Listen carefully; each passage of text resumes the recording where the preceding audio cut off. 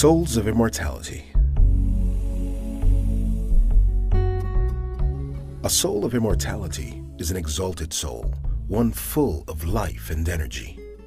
An immortal soul is an angelic soul, one that is patient and skilled, strong and determined. Immortal souls always preserve their vitality, and in every season they show a different sign of life. They never wither or fade away. They never lose their vigor. Neither the setting sun or the fading moon, nor the passing days and nights exhaust them. How can they possibly tire when the immutable source of their life and energy comes from the pot from which Khidr drank the elixir of life? In this climate, for those who set sail to explore their true nature, every spring is effervescent and magnificent, and every summer peaks in delight. Every fall and winter are seasons of stirring challenge that prepare them for thrilling new leaps.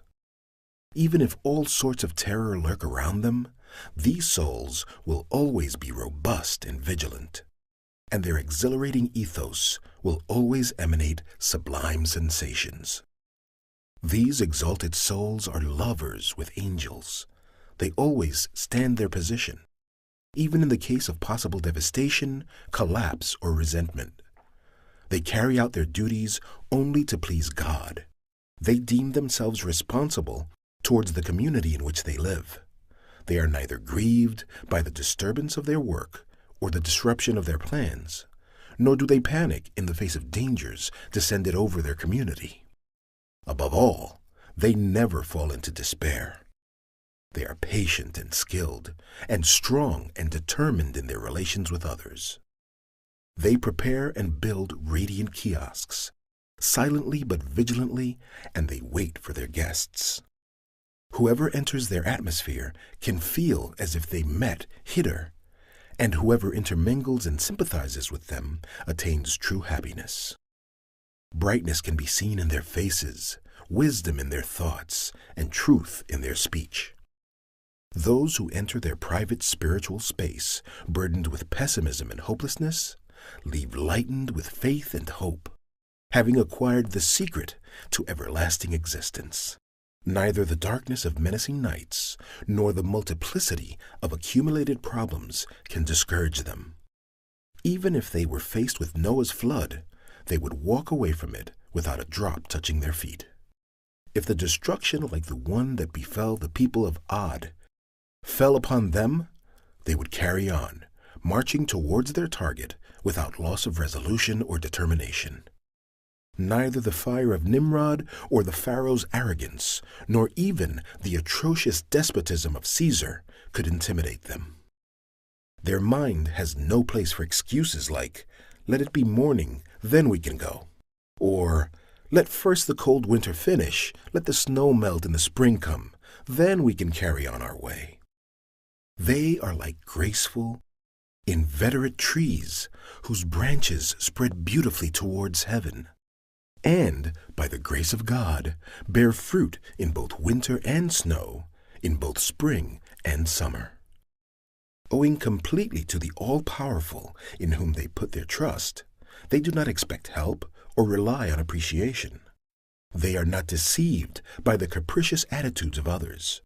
Their vision will not be blurred by the might of tyrants, and their path will not be diverted by promises of wealth or power.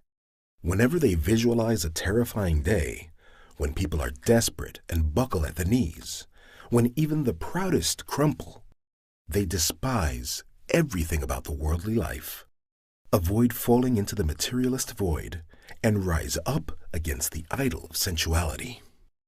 Luxury and comfort are the two things they never aspire to. They consider the lethargy of a comfortable life as death for themselves and misfortune for their nation. In the eyes of their community, they strive to accommodate new ideas and perspectives. They seek to engage in relationships with all who are open to healthy, appropriate dialogues. Throughout history, such immortal souls have never avoided their responsibilities. They have stood firm as a chain of mountains. They were neither distracted by success nor dejected by defeat. They were not misled by the multiplicity of false lodestars, nor left dumbfounded by the destruction of their shrines. Throughout history, the light of their moon was extinguished, their sun did not rise, and their stars fell one by one. But they changed neither their direction nor their path. They have remained steadfast, resolute, and true-hearted. They have always been like an army of spirits who carry the vessel of life to their people. In return, the people have always been thankful and remained faithful.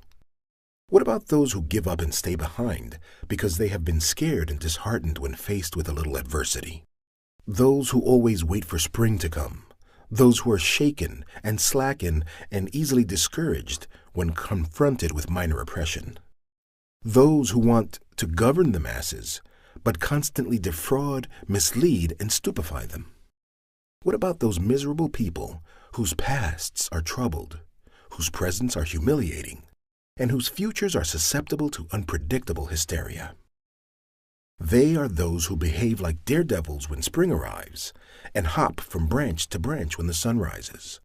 But when it snows, they become sluggish, and when night descends, they too fall into languor. They await awards at the front line, but when the drums of danger beat, they withdraw and vanish into thin air. They are abstinent only when confronted with poverty, but act like kings when showered with abundance. They are dynamic when they are flattered, but lazy and indolent when forgotten. In short, they fall into such disrepute, humiliation, and failure that it would be no exaggeration to describe them as the disgraced of their community. I am not sure if anything can be explained to those unfortunate ones who feel saturated with thoughts and ideas even before they have awoken to their own person. Those who drown in the dullness of habit and routine. Those who lose the fervor of their faith and spiritual delights. How I wish even these disordered lines could mean something to them.